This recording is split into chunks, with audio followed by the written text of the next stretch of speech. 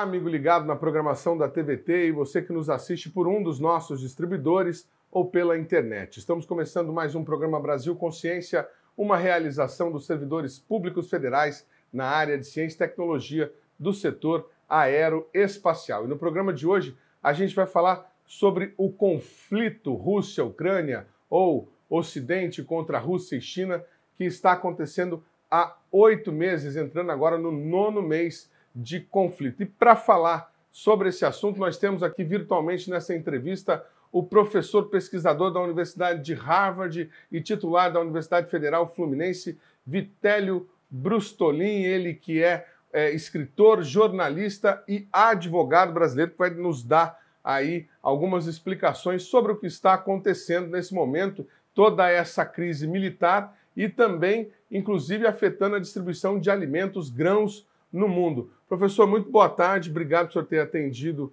ao nosso convite. A primeira pergunta que eu gostaria de fazer para o senhor, não sei se é possível afirmar, mas a gente gostaria de especular, essa guerra não vai acabar mais não? Boa tarde, Edmo. Boa tarde a todos. A guerra vai acabar, não há dúvida sobre isso, né? A questão é quando. Não há nenhuma evidência de que ela vai acabar logo, inclusive porque, nesse momento, os russos usam o inverno como um instrumento de guerra.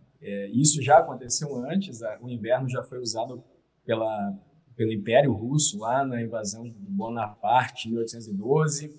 Depois, os russos lutaram contra o Hitler na Segunda Guerra. O inverno foi um instrumento de guerra. E, nesse momento, o inverno é um instrumento, mas, sobretudo, pela pressão que se faz na destruição de infraestrutura civil, né? Então, postos de abastecimento de água, né? Represas hidrelétricas, né? A rede elétrica da Ucrânia. E esse é um problema grave, porque acaba afetando aos civis, que não são diretamente parte da guerra, isso, inclusive, fere convenções internacionais do direito humanitário, né, de Haia, de Genebra, e não diretamente as forças combatentes que operam no país, porque tanto o exército ucraniano quanto o exército russo são treinados e preparados para situações de guerra no inverno. Professor, fazer uma divagação aqui, gostaria que o senhor comentasse o seguinte: nós estamos tendo a primeira guerra na Europa depois do fim da Segunda Guerra Mundial, uma guerra num período em que a humanidade está plugada na internet aí 24 horas por dia, são muitos os registros de vídeo e foto quase que ao vivo do confronto em que nós temos visto diariamente, mas ao mesmo tempo nós temos uma guerra com pouquíssimas informações. A Ucrânia divulgou uma estimativa de que aproximadamente 50 mil soldados russos teriam sido mortos na guerra. O serviço de inteligência do Reino Unido diz que não é tudo isso, que são aproximadamente 25 mil. Mas a própria Ucrânia não divulga dados, por exemplo, sobre as baixas do lado dela.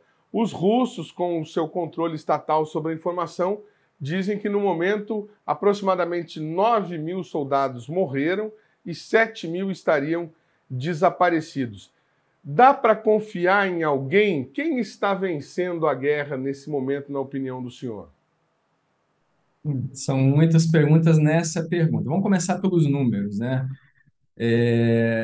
O número de baixas, se a gente assumir a versão russa, que teriam sido 9 mil, é muito alto, tá?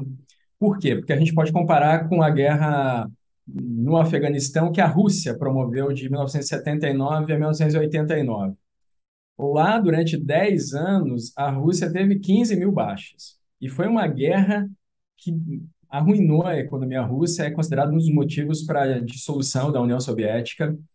A Rússia tinha enviado para lá 40 mil soldados, depois enviou mais 115 mil, e foi uma guerra extremamente custosa para a Rússia. A estimativa de baixas é elevada dos dois lados, né? Os ucranianos também têm uma estimativa alta de baixas, inclusive pela forma como essa guerra é feita, né? Ela é uma guerra de artilharia. A gente vê cidades sendo destruídas, cidades como Mariupol, por exemplo, foi completamente destruída. Mais de 90% dos prédios foram postos abaixo. Kharkiv também, que fica ali perto da fronteira russa, fica a 30 quilômetros, pouco mais de 30 quilômetros da Rússia é uma cidade que teve uma grande parte da infraestrutura civil dela destruída. Kherson, nesse momento, sofre danos substanciais também. Então, o número de baixas é grande dos dois lados. Isso não é porque nós não temos os números, porque também é uma guerra de informação, que não seja verificável que as baixas são grandes. Porque se não houvesse um grande número de baixas, por exemplo, do lado russo, que lá no início dessa ofensiva, em 24 de fevereiro, a estimativa é que teria mobilizado de 150 mil a 200 mil soldados para a guerra. Então, se não houvesse um número de baixas grandes, o Putin não estaria recrutando, chamando mais 300 mil reservistas nesse momento. Então, é óbvio que há um número grande de baixas. Ao mesmo tempo, do lado ucraniano, se a gente considerar que a Ucrânia é um país que no início da guerra tinha 44 milhões de habitantes e que foi imposta uma lei marcial de que homens de 18 a 60 anos de idade não poderiam deixar o país, então vai lá que a gente produz aí, que tem 25 milhões de homens, e aí nessa faixa etária em torno de 15 milhões, e que poderiam servir o serviço militar 10 milhões, é muita gente. Então, embora nós não tenhamos números precisos de nenhum dos lados, é notório que existem muitas baixas, né? E a quantidade de feridos também, e os relatos de soldados, tanto do lado russo, que acabam fugindo, né? E pedem refúgio e comentam isso, mas também relatos da imprensa internacional demonstram que a quantidade de baixas é elevada tanto entre os militares quanto entre os civis, porque existem baixas de civis em cidades como Bucha, por exemplo, onde houve ali notoriamente um massacre. As organizações internacionais evidenciam isso, há provas, né, de pessoas que foram executadas com as mãos atadas, pessoas vendadas. Essas pessoas eram civis, mesmo que elas fossem civis que estivessem combatendo na guerra, elas têm direitos, elas não podem ser executadas assim, elas têm direitos pelo direito internacional humanitário, então aí as convenções de Haia e de Genebra novamente. Agora, quem está vencendo a guerra, bom, então aqui a gente tem que fazer uma análise mais profunda. Por quê? Porque essa guerra, até o momento, teve três fases. A primeira fase foi a tentativa russa de tomar Kiev e derrubar o Zelensky muito rapidamente. Nós vemos isso pela movimentação das tropas russas no mapa. Depois vem uma segunda fase, quando a Rússia se retira de Kiev, se retira do norte, se concentra no Donbás e em parte do sul da Ucrânia. Então, ali a Rússia tem avanços lentos, mas significativos na região de Donetsk, Luhansk, Zaporizhia e Kherson. A Crimeia já era anexada desde 2014. E agora a gente tem uma terceira fase que ocorre neste momento, que é a contraofensiva ucraniana. Por que que ela é uma terceira fase? Porque a contraofensiva retira uma das forças do atacante, que é a iniciativa. A Ucrânia tem a iniciativa em diversas frentes de batalha neste momento. Agora, com a chegada do inverno e a mobilização de reservistas russos que já estão chegando no campo de batalha, é possível que se inicie uma quarta fase. Seria a contraofensiva da contraofensiva. A quarta fase é uma tentativa da Rússia de retomar a iniciativa. Em muitos locais, veja só, pela teoria da guerra, né, aqui usando Clausewitz, o defensor tem como vantagens a espera e a posição. E isso os ucranianos utilizaram como estratégia desde o início da guerra. Eles se guarneceram, usaram o terreno a seu favor, o terreno das cidades, a estrutura dos prédios de concreto armado, que a gente consegue ver nas imagens, os prédios são bombardeados, mas eles não caem, as paredes ficam esburacadas, aquilo ali se transforma numa zona de combate. Os exércitos têm dificuldade em entrar na cidade sem que haja uma eliminação das forças oponentes, porque se você não usar muita artilharia e não conseguir eliminar a resistência do oponente dentro das cidades, você não tem como avançar com os blindados e com a infantaria, que é a tática normal de uma guerra urbana. Então, os ucranianos utilizaram muito isso no início da ofensiva. Eles utilizaram armas mais defensivas, né? O Javelin, que é uma arma antitanque, o Stinger, que é uma arma anti-avião de até 5 quilômetros de altura, Essas armas foram fornecidas pelo Ocidente junto com uma ajuda militar que de 2014, quando houve a anexação da Crimeia, até 2022, tinha chegado a 2,5 bilhões de dólares. Dali para frente, essa ajuda só foi aumentando. Por que que isso aconteceu? Porque a guerra que o Putin queria não é a guerra que o Putin tem nesse momento. O Putin queria uma guerra rápida. Nenhum atacante inicia uma guerra pretendendo que ela seja lenta e arrastada, porque isso dá tempo do defensor trazer aliados, como a Ucrânia faz nesse momento, se armar, e dá tempo de, por causa da balança de poder, da coalizão de países que se opõem ao atacante imporem reveses econômicos. E aí a gente tem todas as sanções contra a Rússia nesse espaço de tempo. É claro que o Putin esperava que a Rússia iria receber sanções, porque em 2014, quando houve a invasão da Crimeia, já havia ocorrido isso, né? A Rússia sofreu sanções naquele período. Logo no primeiro ano de sanções, a Europa, por causa dos efeitos colaterais dessas sanções, sofreu um prejuízo de 100 bilhões de euros, ou seja, isso para a Europa, fora o Putin, que teve aí a Rússia retirada do G8 e diversas outras sanções internacionais, especialmente econômicas, e isso faz com que a popularidade do Putin, embora tivesse subido com a dita anexação da Crimeia, porque isso não é reconhecido por quase nenhum país do mundo, e a Ucrânia briga na Corte Internacional de Justiça para reaver aquele território que ela considera ocupado por forças militares estrangeiras, a popularidade do Putin sobe, ela só vai cair novamente em 2018. Ela estava em 60 e poucos por cento antes da anexação da Crimeia, ela sobe para 80 e poucos por cento depois, e aí em 2018 a Rússia faz uma alteração na lei previdenciária, prolonga a idade para aposentadoria e a popularidade do Putin cai novamente para a margem de 60 e poucos por cento. Mas, de qualquer forma, o que acontece nesse momento é que a Ucrânia tem muito mais armas e um exército muito mais forte agora do que era no início de fevereiro. Ela recebeu artilharia, o HIMARS, M142, sistema de lançamento múltiplo de foguetes, recebeu obuseiros, recebeu Caesar, que é um sistema francês, recebe equipamento para defesa antiaérea, tanto o Iris-T quanto o NASAMS são sistemas modernos, né? Iris-T é usado pela Alemanha e o NASAMS pelos Estados Unidos para defender a Casa Branca.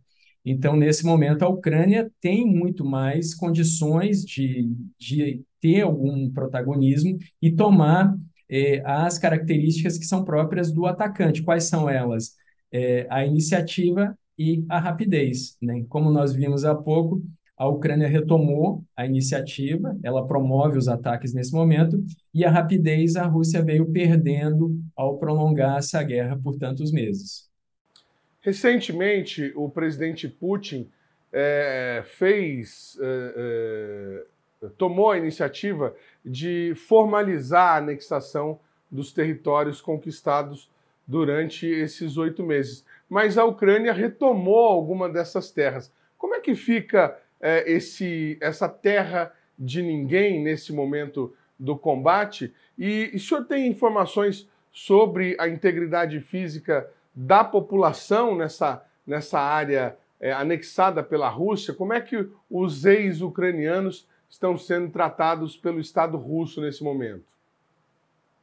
Não dá nem para chamar de ex-ucranianos, porque isso que o Putin fez não é reconhecido em nenhum lugar do mundo, né? Se você analisar que as pessoas foram votar sob mira de armas, que as urnas eram transparentes, que as cédulas eram uma folha inteira que não podia ser dobrada, e que essas pessoas não tiveram nenhuma representação na quantidade de pessoas que habitam nesses lugares. Então, por exemplo, em Kherson foram 700 votos e lá residem mais de 200 mil pessoas. Então, isso não é significativo. Isso não é reconhecido por ninguém, né? Você citou a China no início do programa. A China não reconhece isso, inclusive porque a China teme que aconteça algo semelhante com Taiwan e perca o território de Taiwan. Então, pouquíssimos países reconhecem que aquelas regiões foram anexadas pela Rússia, inclusive porque guerras de anexação são proibidas pela Carta da ONU. Não, não é possível que a base do direito internacional seja violada dessa forma. Além disso, um país só pode ir à guerra com autorização do Conselho de Segurança da ONU, o que não aconteceu no caso da Rússia.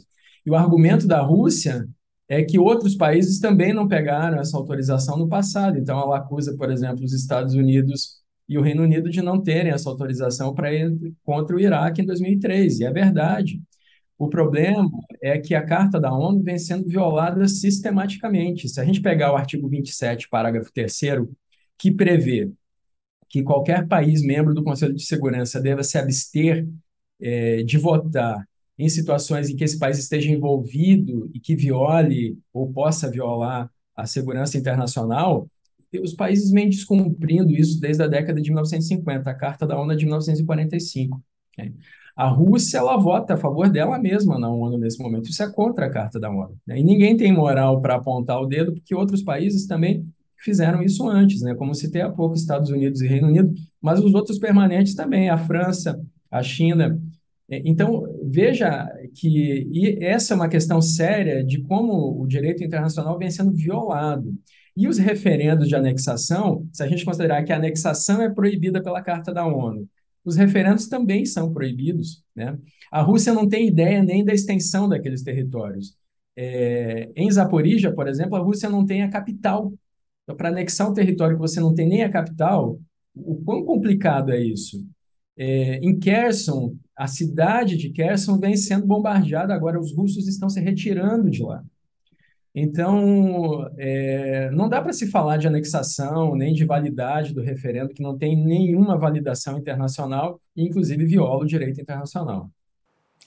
Essa comunicação do Estado-Maior da Ucrânia, que eu me referi numa pergunta anterior, também trouxe dados, alegações, de que o exército ucraniano teria destruído aproximadamente 2.000 tanques, 4.500 veículos blindados, 236 aeronaves e 207 helicópteros. Vamos ponderar se isso é realidade, seria um pouco difícil, mas a Ucrânia está realmente fazendo frente à Rússia nessa guerra? Os ucranianos têm condições de vencer militarmente ali, expulsar os russos dos seus territórios num futuro próximo? E eu queria que o senhor dissesse se isso pode acontecer não por conta da ação militar, mas por conta das sanções econômicas. O governo Putin ou o regime atual da Rússia poderia estar em risco por conta de tudo que os outros países têm feito? Tá, vamos do início, então, que são 3 perguntas. A Ucrânia está fazendo frente à Rússia, sim, mas não sozinha. Sem o apoio da OTAN, a Ucrânia já teria perdido a guerra. Isso é um fato. No início da ofensiva russa, o Biden ofereceu transporte para o Zelensky sair de Kiev. E nem o Zelensky sabia se ia conseguir sobreviver aquele primeiro fim de semana de guerra, porque a Rússia chegou em 2 dias à capital. E aí o Zelensky respondeu, olha, eu não quero uma carona, eu quero armas. E, de fato, houve naquele momento um cálculo feito pelo Ocidente que era o seguinte, olha, entre nós termos uma terceira guerra mundial, que potencialmente é atômica, e o presidente da Ucrânia cair, é menos custoso para o Ocidente que o presidente da Ucrânia caia. O Ocidente fez essa conta, só que a Ucrânia resistiu, o Zelensky também. Houve até forças especiais, paraquedistas, que foram enviados pela Rússia a Kiev para assassinar o Zelensky, e a família dele ele conseguiu se defender. E isso gera um problema para o Putin, porque o Zelensky passou a se pronunciar nos parlamentos do mundo inteiro contra a invasão russa. Veja que no início da guerra, o Putin falava que esse era um governo neonazista, apesar do Zelensky ser judeu e apesar do Zelensky ter se pronunciado para o parlamento de Israel. Ninguém do parlamento de Israel afirmou que era um governo neonazista, inclusive porque dentro da Rússia também existem grupos neonazistas, como o Ruski Abros, por exemplo, que é um grupo que o Putin apoiou. O próprio grupo Wagner tem elementos neonazistas, assim como o batalhão de Azov, né, o famigerado batalhão de Azov. Então, existem células neonazistas espalhadas na Europa inteira, inclusive no Brasil. há poucas semanas foi deflagrada uma célula em Santa Catarina e as pesquisas nessa área demonstram que esses grupos cresceram 270% no Brasil nos últimos 3 anos. Tem mais de 10 mil células, 10 mil elementos neonazistas no nosso país, infelizmente. Então, veja, isso não foi uma razão para a guerra de fato. Só para tentar responder a tua pergunta de uma forma mais técnica, veja só, as guerras têm objetivos políticos. Então, se a Rússia tiver uma vitória militar e essa vitória não trouxer um objetivo político, né, não trouxer uma vitória política, a guerra, o objetivo militar não perfez o seu objetivo. Então, vamos analisar isso com um fato histórico, por exemplo. Bonaparte, na campanha de 1812, pretendia que o Império Russo se alinhasse com a França numa posição anti-britânica. Para conseguir esse alinhamento, Bonaparte traçou como objetivo militar tomar Moscou. Ele acreditava que, tomando Moscou, ele conseguiria forçar os russos a uma posição política que ele almejava. Pois bem, o exército francês foi invadindo o Império Russo e foi queimando tudo no caminho. Bonaparte tomou Moscou, os russos se retiraram, negaram o combate, e aí veio o inverno. E como os franceses tinham queimado tudo, eles não tinham onde se abrigar. E o exército francês foi perdendo grande parte de suas tropas para o inverno russo. Ou seja, Bonaparte conseguiu o seu objetivo militar, mas esse objetivo militar não trouxe o objetivo político pretendido com a guerra. O Putin alega que o objetivo político dele era afastar a OTAN da fronteira russa. Se a gente analisar que, por causa da ação russa, pessoas de países neutras, né, pessoas de países neutros, como a Finlândia e a Suécia, a Suécia foi neutra por 200 anos, a Finlândia por mais de 70. Nunca as populações desses países quiseram que esses países aderissem à OTAN numa margem superior a 25% da população. Por causa da agressão russa à Ucrânia, mais de 80% da população e dos parlamentos desses países pediram que eles aderissem à OTAN, e isso acontece nesse momento. Então, isso é uma derrota política para o Putin. Veja, só a Finlândia tem 1.340 quilômetros de fronteira seca com a Rússia. A Suécia e a Finlândia são preponderantes no Mar Báltico, onde tem um esclave russo ali, que é Kaliningrado. Então, a Rússia vem perdendo politicamente.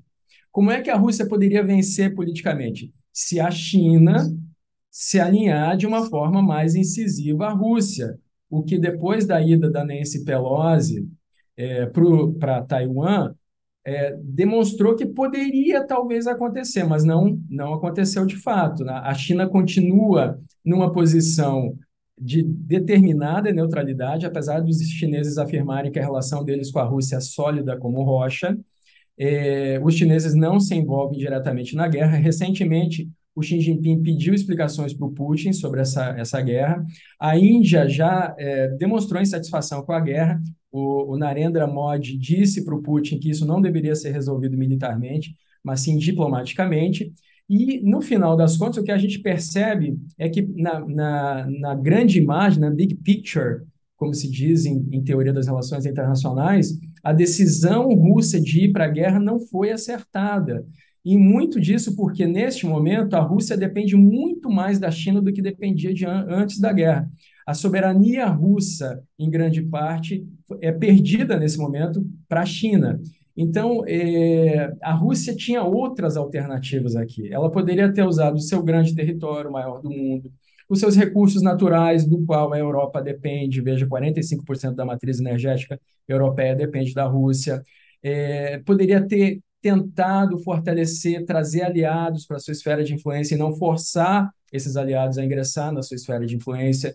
A decisão de ir para a guerra, já que a guerra não foi rápida, como Putin pretendia, foi uma decisão errada, não está dando certo para a Rússia. Então, para responder diretamente à sua pergunta, se a Ucrânia pode vencer essa guerra, politicamente a Ucrânia vem vencendo a guerra.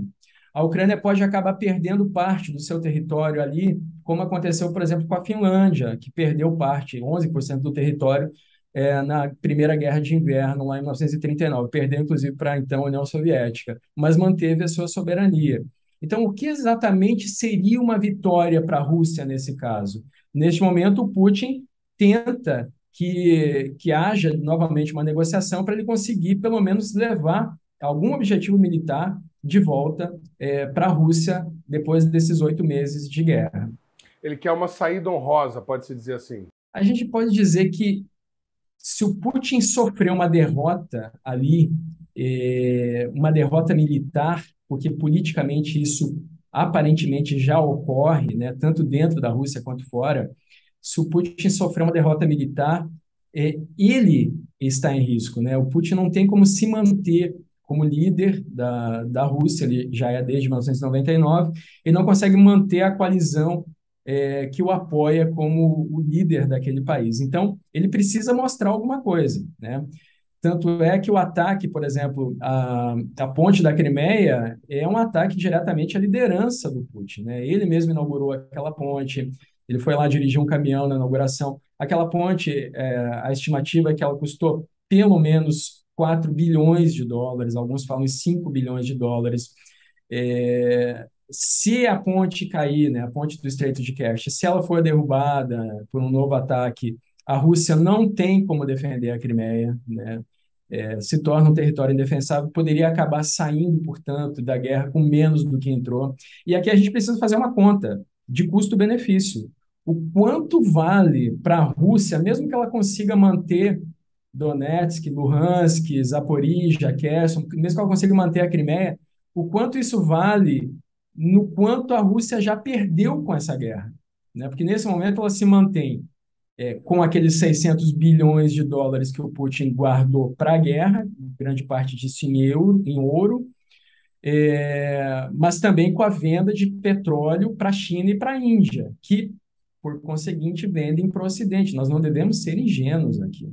Esses países compram da Rússia e vendem para o Ocidente, como acontece em qualquer embargo internacional. A Venezuela também, né? O petróleo dela é revendido, inclusive para os países que impõem os embargos. Então, neste momento, nós temos a seguinte perspectiva. Militarmente, é possível que a Rússia tenha algum ganho, né, em alguma região que, inclusive, não gostaria de fazer parte da Ucrânia mais, né? Donetsk e Luhansk, veja, são regiões que estão numa guerra civil desde 2014. O Putin poderia simplesmente ter continuado ajudando essas regiões com armas, com diplomacia, e daria praticamente no mesmo resultado que ele tem agora. Ah, mas ele também tem Zaporizhia. Tá, ele tem Zaporizhia e Kherson, mas são regiões que estão sofrendo forte ataque agora. E veja que Zaporizhia, Mariupol, por exemplo, uma cidade para ele conseguir conquistar, ele destruiu a cidade. Então, o quanto isso vale em termos econômicos depois da destruição total daquele lugar? O quanto isso vale num cálculo de custo e benefício? O que eu tenho a ganhar com essa guerra, o que eu tenho a perder com essa guerra? Muito bem. A gente vai continuar falando desse assunto no próximo bloco. Vamos para um rápido intervalo e voltamos já já. Instante só, não sai daí.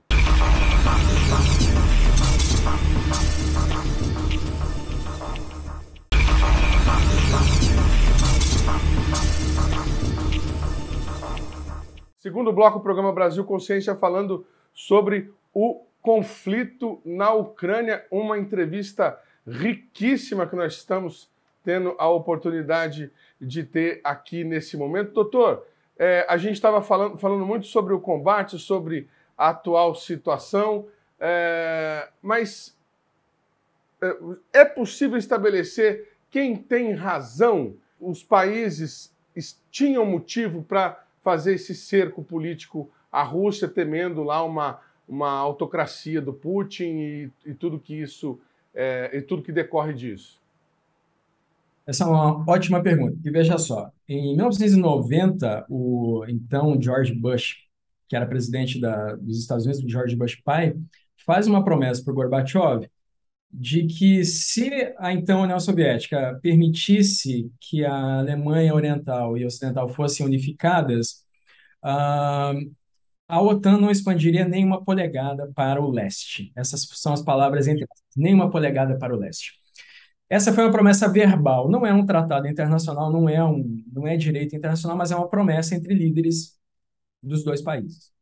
Aí o que acontece? Em 1991, a, a Ucrânia se torna independente, isso é votado no parlamento ucraniano, com quase apoio total, só 2 votos contra. Em 1991, dezembro de 91, acaba a União Soviética, né, é dissolvida, e junto com ela o Pacto de Varsóvia, que era o pacto que fazia frente à OTAN. Então, só para fazer mais uma digressão histórica, a OTAN foi criada em 1949, no contexto da Guerra Fria, e o Pacto de Varsóvia em 1955. O pacto acaba porque acaba a União Soviética, não é que eles foram bonzinhos e tal, acaba a União Soviética, acabou o pacto. A OTAN continua existindo, é muito criticado isso, por que ela continua existindo. Em 2019, o presidente francês Macron, ele inclusive chegou a dizer que a OTAN passava por morte cerebral, né? Então, ela continua existindo, mas meio mambembe. Só que o que acontece? Veja só, em 94, a Ucrânia entrega suas armas nucleares para a Rússia. A Ucrânia, o Cazaquistão e Belarus. E ali é firmado o Memorando de Budapeste. Este memorando prevê que a Rússia iria defender a Ucrânia de qualquer ataque internacional, de qualquer ataque de inimigo. Mas não só a Rússia, todos os 5 países permanentes do Conselho de Segurança. Então, a Rússia, os Estados Unidos, a China, a França e o Reino Unido.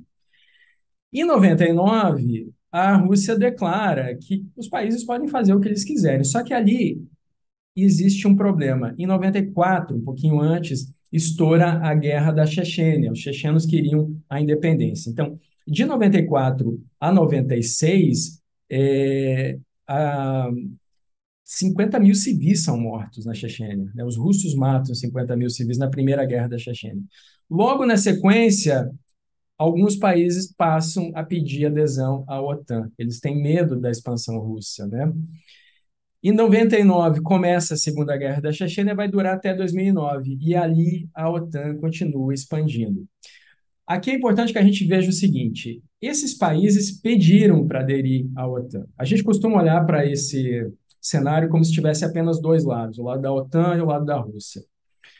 Não tem só 2 lados, tem todos os lados de todos os países envolvidos ali, inclusive países que não queriam nem fazer parte da OTAN. Então, por exemplo, a Suécia e a Finlândia não queriam fazer parte da OTAN. As duas ingressaram juntas lá em 95 na União Europeia, e elas acharam que isso seria o suficiente. Nesse momento, as duas pedem para ingressar na OTAN porque elas se sentem ameaçadas pela Rússia. Então, aqui a gente, ao analisar essa questão, primeiro, os países são expansionistas porque as relações internacionais são assim. Não existe bom ou mal aqui, bem ou mal. Não é uma questão de moralidade. Assim como os russos continuariam expandindo, veja, pela Chechênia, ou agora, como a gente vê nessas áreas da Ucrânia, a OTAN também continuaria expandindo. Só que tem uma diferença aqui. A diferença é que a OTAN manteve as portas abertas para países que quisessem ingressar. E a Rússia tenta, nesse momento, impor algo contra a Ucrânia. E aí a gente pode chegar à seguinte questão: tá, mas só um pouquinho. A Rússia tem alguma razão aqui? Olha, alguns autores de direito internacional, de relações internacionais, de geopolítica, dizem que sim. O Kennan, por exemplo, que é um dos maiores geopolíticos americanos, que inclusive criou a geopolítica unipolar, né, com o fim da União Soviética, criticou muito essa expansão da OTAN. Então, sim, existem críticas, e essas críticas vêm, inclusive, do Ocidente. O Mearsheimer também criticou, que é um professor de geopolítica dos Estados Unidos, Friedman. Então, existem autores criticando. Tem um outro lado dessa moeda. Em 2008, a Ucrânia é convidada para a OTAN. Ela é convidada junto com a Geórgia. Em 2008, por causa desse convite, ocorre a Guerra da Geórgia. A Rússia vai lá e não concorda. Então, desde 2008, o convite para a Ucrânia está engavetado. Só que aí, em 2014, ocorre a anexação da Crimeia e começa uma guerra civil no Donbass. A partir de 2014, é impossível para a Ucrânia ingressar na OTAN, porque a OTAN não pode aceitar países que tenham guerras, que estão em guerra. Essa guerra civil na Ucrânia já acontecia. Só que aí tem um fator que a gente precisa analisar aqui. A Rússia tinha um presidente, a Ucrânia tinha um presidente pró-Rússia, que era o Yanukovych. Ele tinha sido eleito em 2010 e ele vinha negociando durante anos um acordo comercial com a União Europeia. Não era um acordo para ingressar na União Europeia, nada disso. Era um acordo de comércio entre a Ucrânia e a União Europeia. Ele negociou isso durante anos e aí, no último momento, o Putin disse para ele: olha, se vocês forem adiante com esse acordo, vai ser desastroso para a Ucrânia. Aí o Yanukovych, ele se retira do acordo e, ao fazer isso, leva 700 mil pessoas a protestarem nas ruas da Ucrânia durante 3 meses, nos protestos da Praça Maidan. Isso começa lá em novembro de 2013 e vai até fevereiro de 14. Nesse momento, Yanukovych foge para a Rússia e sofre um impeachment dentro da Ucrânia. E aí o Putin manda as tropas dele para a Ucrânia, mas ele manda as tropas sem identificação, sem insígnia, porque enviar tropas desse jeito é um crime de guerra. Então, naquele momento, o Putin tentava não violar o direito internacional. A anexação da Crimeia e as tropas que são enviadas para o Donbass são tropas sem identificação do exército russo. Os veículos também não têm. Ali ocorre a anexação da Crimeia. E aí tem um problema. Neste mesmo momento, começa um movimento de ultradireita na Ucrânia que vai desencadear no batalhão de Azov, que são exatamente esses que o Putin chama de neonazistas, que foram massacrados lá em Mariupol. É nesse momento que isso começa. E aí, em 2016, a Ucrânia coloca como objetivo nacional ingressar tanto na União Europeia quanto na OTAN. Coloca isso na Constituição da Ucrânia. Isso não estava lá antes. A Ucrânia era um país neutro, como a Rússia queria. A agressão russa em 2014 mudou tudo isso e também tirou a Rússia do G8. A Rússia não era um país excluído da ordem internacional. O G8 foi criado em 1997. A Rússia é um país com direito de veto no Conselho de Segurança da ONU desde o início, desde 1945. Então, a Rússia acaba tomando uma posição que a torna cada vez mais excluída da ordem internacional vigente. Então, quando o Zelensky é eleito, ele simplesmente retoma isso que tinha sido colocado na Constituição ucraniana e persegue esses objetivos. Então, muitos dos problemas que a Rússia tem neste momento foram criados pela própria Rússia. Ela tinha autorização para usar Sebastopol, ela tinha autorização para treinar os seus militares no Estreito de Kerch, ela conseguia enviar tropas para aquela região. Mas a anexação e, nesse momento, a guerra de agressão tornaram tudo mais complicado. Interessantíssimo, principalmente do ponto de vista de dirimir esse maniqueísmo de quem que é bom, quem que é ruim. Para quem imagina que a Ucrânia possa vencer, ainda que por questões políticas ou pela questão da economia russa nesse momento, é possível imaginar o fim da dinastia Putin na Rússia? É possível imaginar uma nova Rússia desse conflito? Ou nós teremos mesmo, é verdade que nós teremos a formação de um bloco Rússia, China e demais países que apoiam hoje o líder russo, Putin? É possível que o Putin caia, né? O Putin já tem 70 anos, ele já tem uma certa idade. Não é mais um menino faz tempo, né? Pois é, né? Alguns, inclusive, falam que essa ação dele é por causa da idade, da forma como ele vem governando, vem se isolando com pessoas que só dizem o que ele quer ouvir. E a gente vê isso na forma como o exército russo é organizado, vai minimizando as perdas até chegar na mais alta hierarquia. Alguns afirmam que o isolamento durante a pandemia mexeu com a cabeça do Putin. Enfim, a gente não, isso é tudo especulação, porque é difícil você dizer o que pensa um líder mundial, né? Mas é possível, sim, que o Putin caia, e, aliás, em determinado momento isso vai acontecer pela natural passagem do tempo. Agora, a situação russa ela se agravou muito com a guerra, né? De novo, a gente entra numa questão de custo-benefício, né? O Putin não está ali sozinho, ele tem todo um sistema de oligarcas, né? eu não sei se essa palavra é muito conhecida por todos os que nos assistem agora, mas os oligarcas são pessoas que, com a dissolução da União Soviética, fizeram muito dinheiro se apropriando de bens do Estado e comercializando esses bens. Então, isso, se a gente for analisar por um prisma de legalidade, mesmo legalidade dentro da Rússia, isso é bastante questionável. O Putin tem o apoio de alguns oligarcas, né? Outros ele acabou condenando à morte ou à prisão perpétua, os que se opunham a ele, né?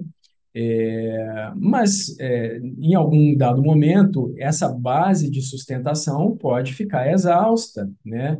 Inclusive, boa parte das sanções aplicadas pelo Ocidente contra a Rússia miram essa base de sustentação do Putin, né? Os oligarcas que o apoiam. Então, sim, é possível que ele caia. E sobre uma coalizão, né, alguns falam, inclusive, do BRICS, né?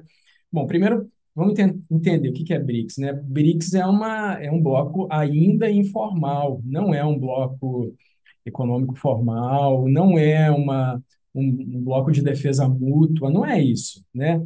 Apesar de ter algumas características formais, por exemplo, o Banco dos BRICS é uma instituição formal, criado lá em 2016, só a China colocou ali 100 bilhões de dólares. Então, é um grupo ainda informal com características de formalização. Mas o BRICS não tem esse objetivo.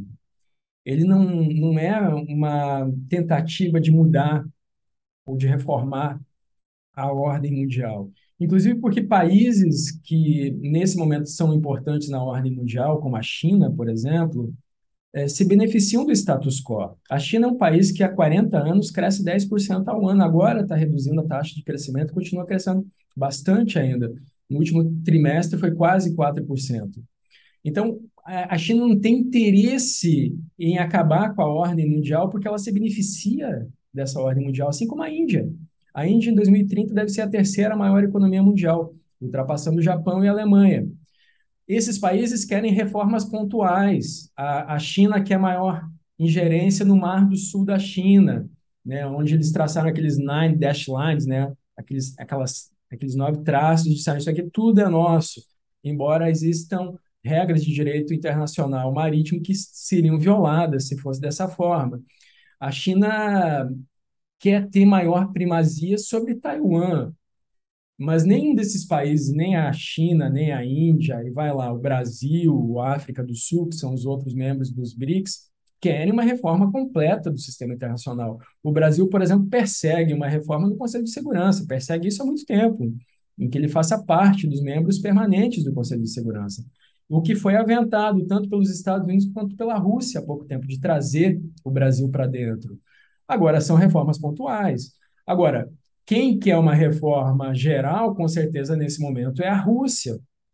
E muito disso por causa dessa estratégia do Putin, né? De novo, a estratégia da guerra foi ruim, foi equivocada. A Rússia poderia ter se beneficiado do seu tamanho, dos seus recursos naturais, da venda de energia, da aliança com a China, muitas outras formas de atrair aliados ao invés de impor à força as suas coalizões. Então, isso foi um erro estratégico grave, de big strategy, né, de grande estratégia. Mas é claro que se houver um novo governo, né, ou, de repente, uma nova postura do Putin, que nesse momento parece muito difícil de acontecer, isso pode ser revisto. Bom, então, para ficar claro, os BRICS não é ou não são uma versão emergente da OTAN, não é um contraponto, é uma colaboração econômica, financeira que está para se concretizar ainda para o futuro. Exatamente, não. Os BRICS nunca tiveram um aspecto defensivo, como o artigo 5º da Carta da OTAN, que é eminentemente defensivo, que diz, olha, o ataque a um dos membros dessa organização será considerado um ataque a todos. O BRICS nunca foi isso. O BRICS, nesse momento, ainda tem um outro problema, porque, veja só, grande parte do equipamento que o Brasil possui para a defesa nacional é de países da OTAN. Mesmo o Gripen, por exemplo, que é um caça que nós compramos da Suécia, no início ele foi favorito. Uma das razões é porque os concorrentes eram a França, com a Dassault, e os Estados Unidos com a Boeing.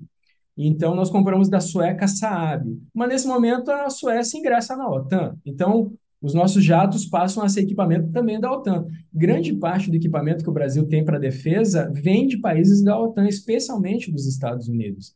É pouquíssimo equipamento que nós temos que é da China ou da Índia. E você não pode tomar decisões de política externa ignorando as decisões de política de defesa. Você depende, quando você compra equipamento de um determinado exército, você treina suas tropas com aquele equipamento, você é dependente, você tem uma aliança estratégica com aquele país durante muito tempo, porque você precisa da munição, da manutenção, do treinamento continuado. Não é fácil, não é assim de uma hora para outra que você muda a política externa, muda totalmente a política de um país para se aliar a outros que não eram seus aliados históricos. Então, também tem essa questão. Eu vejo que em 2019 o Brasil se aliou aos Estados Unidos como parceiro preferencial extra-OTAN. O Brasil negociou isso ainda no governo Trump, em troca de uma indicação na OCDE e de abrir mão do status de país em desenvolvimento na Organização Mundial do Comércio. Então, além de tudo, ainda tem isso. O Brasil ainda tem linhas históricas traçadas com países da OTAN. Agora, a gente não pode ignorar que a China, desde 2009, é o maior parceiro comercial do Brasil. Nesse momento, os Estados Unidos são o segundo, já tem bastante tempo isso. Então, mais do que uma aliança militar, o Brasil precisa pensar nos seus interesses nacionais. Não é interessante para o país fazer alinhamento automático com ninguém, nem alinhamento militar agora com ninguém. O mais importante para o Brasil agora é conseguir se desenvolver e se tornar cada vez mais autossuficiente, inclusive em equipamentos militares, para acabar com essa dependência internacional de produtos tecnológicos, tanto civis quanto militares. Nossa, professor, eu quero agradecer imensamente por essa aula magna que o senhor está dando aqui no nosso programa. Fazer uma última pergunta para não lhe tomar todo o tempo. A gente deve temer por um conflito semelhante China-Taiwan, Estados Unidos, OTAN no cenário próximo? A invasão chinesa é iminente? Pode acontecer a qualquer momento? Bom, vamos começar pela China-Taiwan. A China, há poucos dias no Congresso do Partido Comunista, anunciou que pretende retomar Taiwan, se possível, não militarmente, porque Taiwan tem o que nós chamamos de escudo de silício. São os microchips mais modernos fabricados, os que têm menos nanômetros, e se acontecesse alguma coisa com Taiwan, haveria uma debilitação mútua assegurada, né? Um conceito parecido com o conceito de destruição mútua assegurada que vem da Guerra Fria, porque o mundo inteiro sofreria com a falta desses microchips. Nem a China, nem os Estados Unidos, nem nenhum país do mundo tem condição, nesse momento e nem nos próximos anos, de produzir o que Taiwan vem produzindo. A falta dos chips influencia, inclusive, a própria Rússia, né? O Putin usou a palavra colossal, né? O problema colossal que a falta de microchips traz para a economia russa nesse momento. A Rússia tem que comprar da China, mais um fator de dependência da Rússia em relação à China. Então, não é interessante para a China tomar Taiwan à força, tá? Inclusive porque há pouco tempo a China conseguiu uma vitória considerável sobre Hong Kong e essa vitória foi política, não precisou usar a força. Sobre a possibilidade de uma terceira guerra mundial. Infelizmente, nós estamos no momento mais tenso das relações internacionais desde a crise dos mísseis em Cuba em 1962, né? São aqueles 13 dias que abalaram o mundo lá em 1962, quando então a União Soviética começou a colocar mísseis balísticos intercontinentais com ogivas nucleares em Cuba. E não sou eu que afirmo isso, todos os grandes líderes mundiais afirmam isso. O Putin afirmou isso recentemente, o Biden também. As ameaças de uso de armas nucleares, elas não vinham numa crescente dessas desde aquela época. Em termos geopolíticos, essa com certeza é a maior transformação desde a dissolução da União Soviética. Mesmo que nesse momento a gente não veja grande diferença no mapa, o afastamento de determinados países e o fato da ONU ser mostrada como ineficiente, né? Veja, o principal objetivo da ONU é a paz internacional. A ONU tem 3 pilares, né? A paz internacional, os direitos humanos e o desenvolvimento econômico e social. Se não tiver paz, não tem como ter direitos humanos, as pessoas estão em guerra se matando, e nem desenvolvimento econômico e social com áreas sendo bombardeadas e destruídas. Então, nós percebemos que a ONU vem sendo ineficiente no seu principal objetivo, e isso, é claro, para todo mundo que conhece história, nos lembra da Liga das Nações, ou da Sociedade das Nações, que foi criada no Tratado de Versalhes, no fim da Primeira Guerra, cujo objetivo também era a manutenção da paz e que foi tão ineficiente que 20 anos depois estourou a Segunda Guerra e ela simplesmente acabou, essa instituição foi desintegrada. Então, é um risco que a ONU, se não passar por reformas, ela se torne tão ineficiente que não tenha mais utilidade nenhuma. Muito bem, muito obrigado, professor, mais uma vez aqui pela presença. Olha, interessantíssimo, a gente poderia ficar debatendo aqui a tarde toda falando. Professor Vitélio Brustolin, doutorado em Harvard e professor titular da Universidade Federal Fluminense. Obrigado, professor. Obrigado a você, sempre um prazer. Até logo. O programa Brasil Consciência vai para um rápido intervalo, a gente volta na sequência com mais informações sobre o conflito na Ucrânia. Um instante só, não sai daí.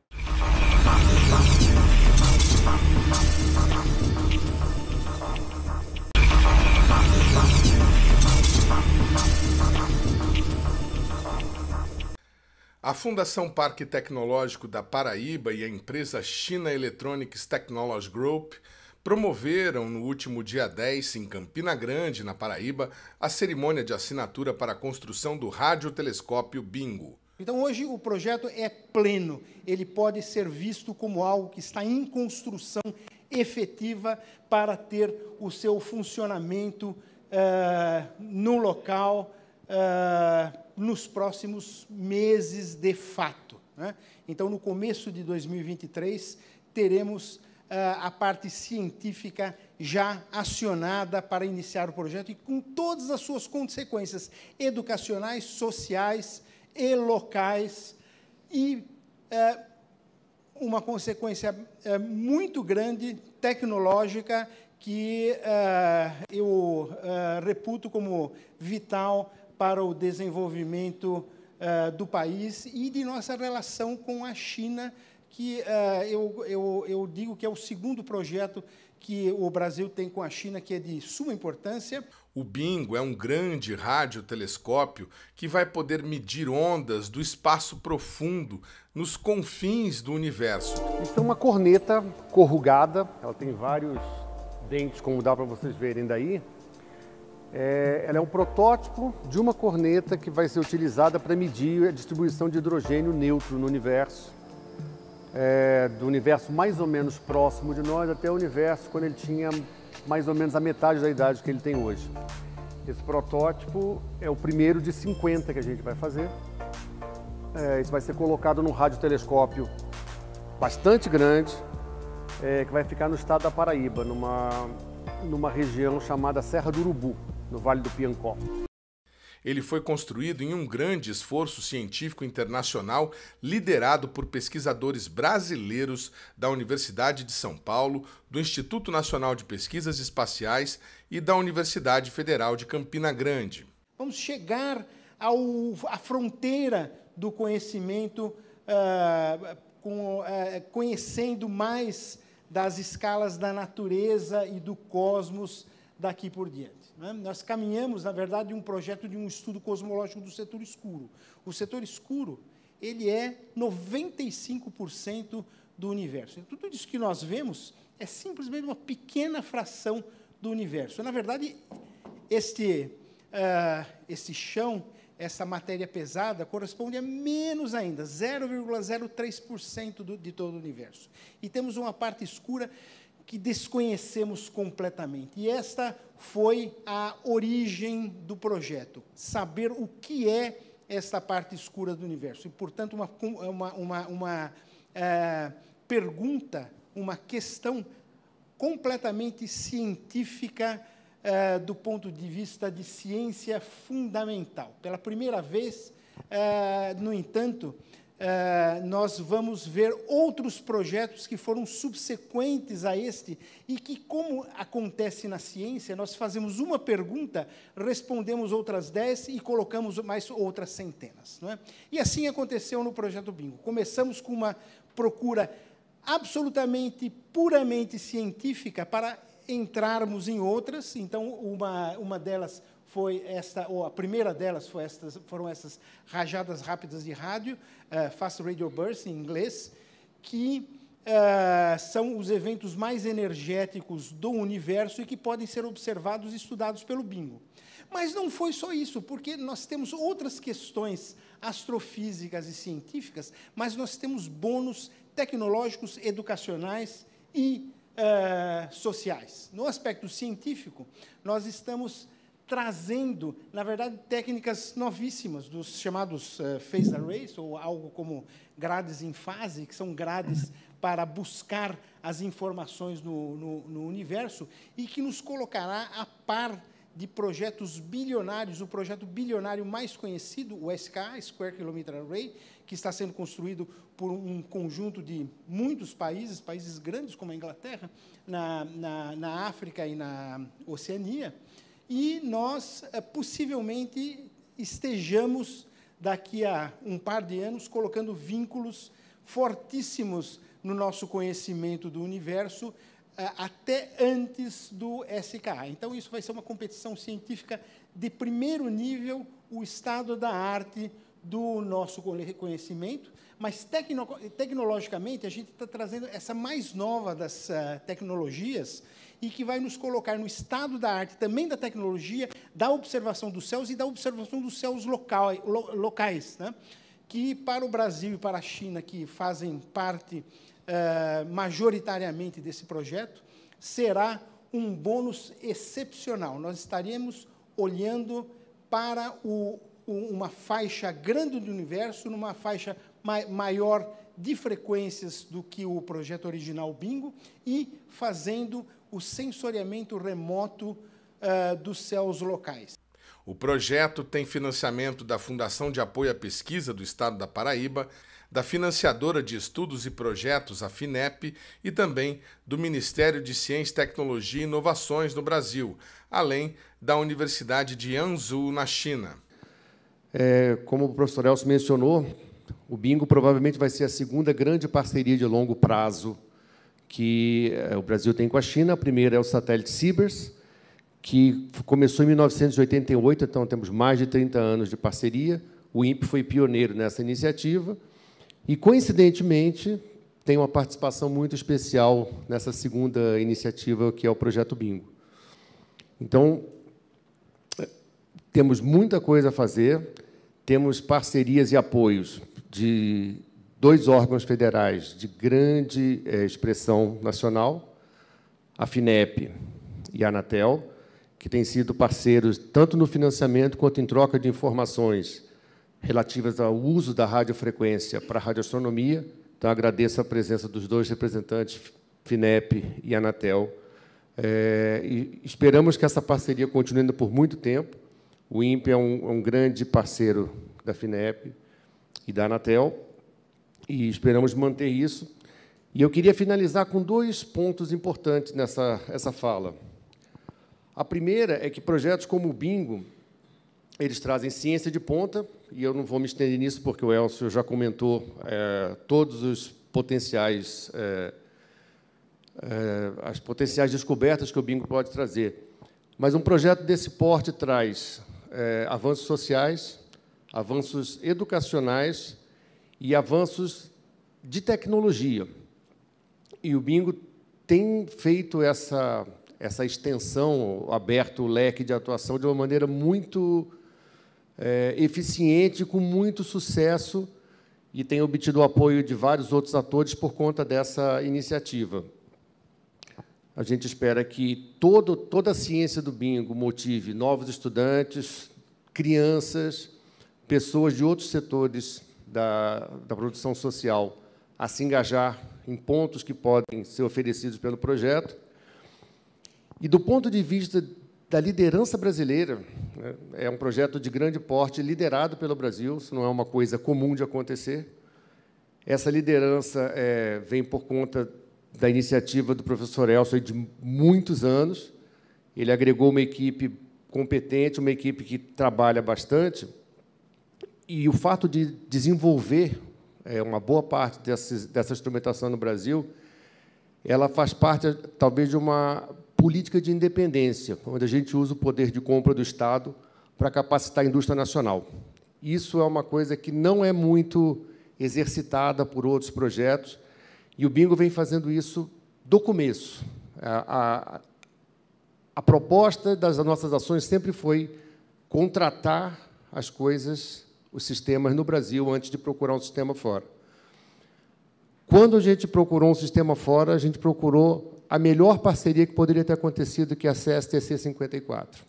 Então, as ações que foram balizando essa construção priorizam sempre um instrumento que, tanto quanto a gente pode prever e tanto quanto a gente pode oferecer de competência profissional, vai ser um instrumento de ponta, vai ser um instrumento que vai realizar a ciência de ponta e, provavelmente, vai modificar o panorama regional brasileiro, no Nordeste inteiro. E, se a gente tiver um pouco de sorte, porque a sorte sempre entra nessa conversa, a gente vai ter um resultado científico de muita relevância no cenário da cosmologia mundial. Então, parabéns a todos, sucesso e mãos à obra, que o trabalho ainda é muito grande. Muito obrigado. O programa Brasil Consciência de hoje vai ficando por aqui. Você que estiver querendo conhecer os demais programas produzidos pela rádio do CineCT, deve acessar a nossa página no Facebook, que está aí para você na tela nesse momento. Quem quiser ver todo o conteúdo já produzido pelo Brasil Consciência, nosso canal no YouTube está aí disponível para vocês, e também nossa atração vai ao ar todos os domingos, às 19 horas, pelo canal do YouTube da TVT. Dúvidas, críticas, sugestões e reclamações, nosso e-mail está aí na tela. A gente volta na semana que vem com mais uma atração inédita para vocês.